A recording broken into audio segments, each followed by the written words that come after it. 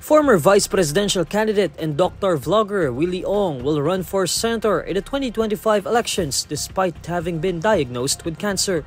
Ong announces his candidacy on his social media on Monday, September 30, saying that he intends to file his certificate of candidacy on October 2. Announce ko na rin naman, yung mga umabot sa dulo, magpa-file po ako for senator.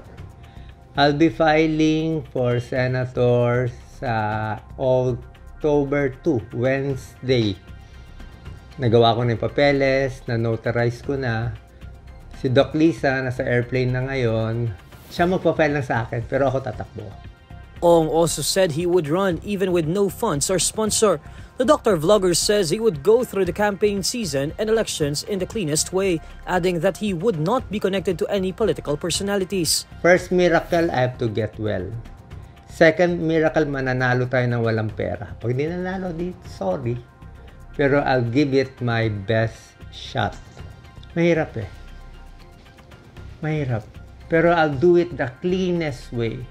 Hindi tayo connected kahit kanina. Hindi tayo admin. Hindi tayo Duterte. Hindi tayo opposition. Wala lang. Ako lang mag-isa. This is me. No one else. Earlier, Ong revealed that he is battling sarcoma cancer. Ong was the running mate of then presidential aspirant and former Manila Mayor Isko Moreno in the 2022 elections.